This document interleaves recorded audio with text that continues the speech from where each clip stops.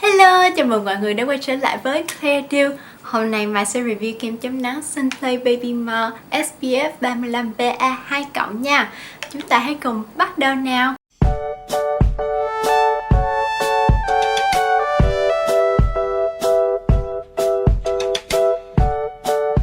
Như các bạn đã biết, tìm được một loại kem chống nắng phù hợp với da của mình thật không dễ chút nào.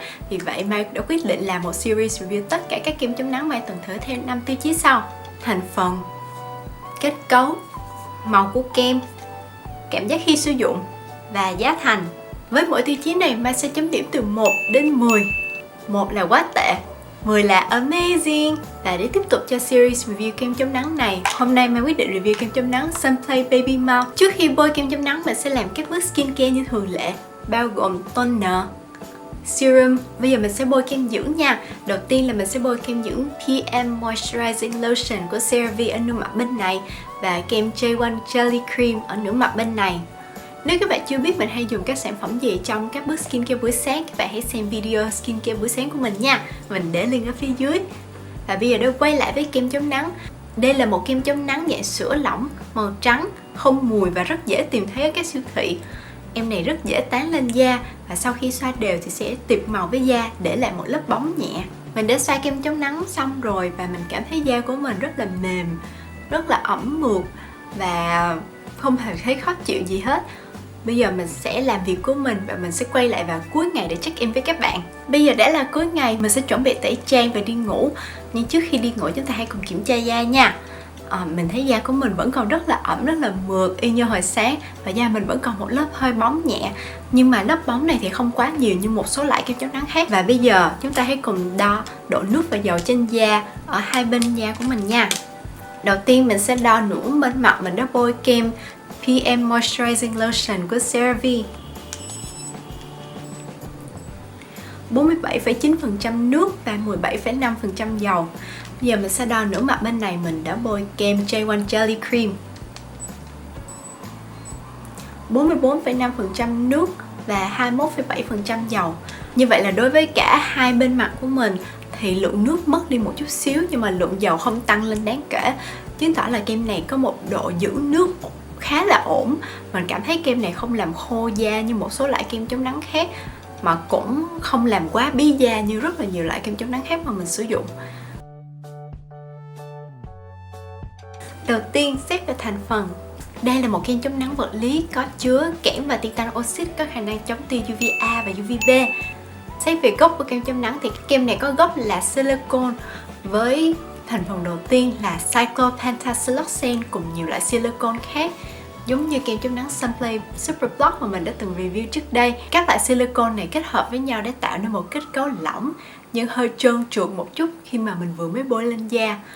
Ngoài ra thì kem chống nắng này còn có chứa natri hyaluronate để cấp ẩm, vitamin C và E để chống oxy hóa và chiết xuất cúc La Mã để làm dịu nhẹ da. Vì vậy với thành phần mình sẽ chấm điểm là 9/10, do kem chống nắng này có chứa rất nhiều thành phần tốt, có khả năng chống tia UVA và UVB. Ngoài ra kem chống nắng này còn không có chứa cồn và không chứa hương liệu, rất thích hợp cho các bạn có da nhạy cảm. Tuy nhiên mình trừ một điểm là do kem chống nắng này có chứa khá là nhiều silicone, làm cho da một số bạn cảm thấy hơi bí bách một chút, và cái cảm giác hơi trơn trượt khi mà mới bôi lên da thì cũng phải mất một ít thời gian để làm quen. Nó không có giống như kem dưỡng hay các loại toner, lotion bình thường mình hay sử dụng. Tiêu chí thứ hai, kết cấu.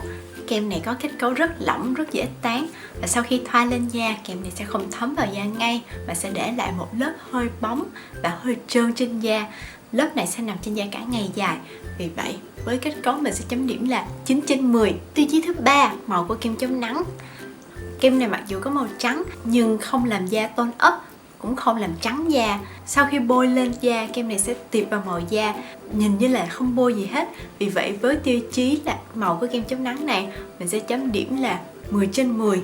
Tuy nhiên các bạn nhớ lưu ý, khi chụp hình có đèn flash thì các chất chống nắng vật lý trong kem chống nắng này sẽ phản chiếu lại ánh sáng, làm cho da bạn nhìn trắng bệch. Tiêu chí thứ tư, cảm giác khi sử dụng. Như các bạn đã thấy, da mặt của mình hiện giờ vẫn còn hơi bóng và lớp trơn trơn bóng bóng trên da này nằm trên da cả ngày dài. Kem này không hề làm khô da như rất nhiều loại kem chống nắng vật lý khác mà mình đã từng sử dụng. Ngược lại, kem này có khả năng giữ nước cho da, làm cho da ẩm mượt cả ngày dài.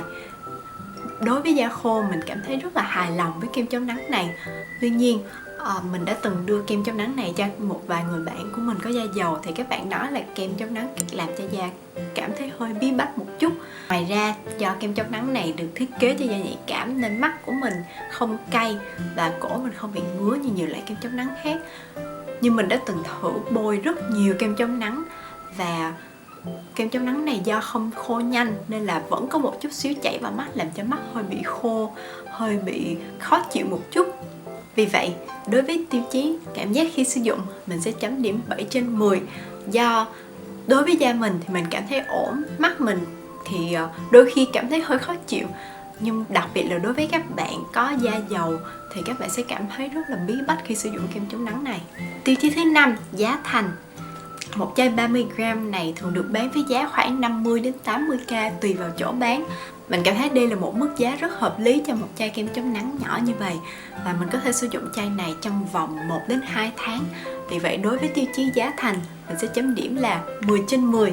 Vậy tổng cộng em kem chống nắng Sunplay Baby Mouth này được 45/50 điểm.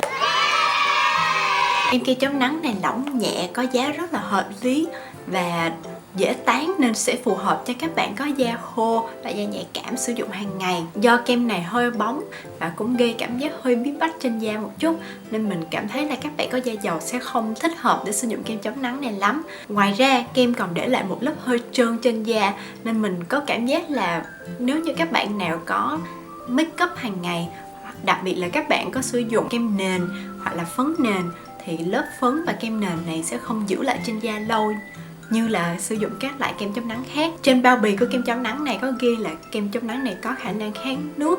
Vì vậy mình cảm thấy là cũng sẽ rất phù hợp cho các bạn mang đi bơi hoặc là đi vận động ngoài trời.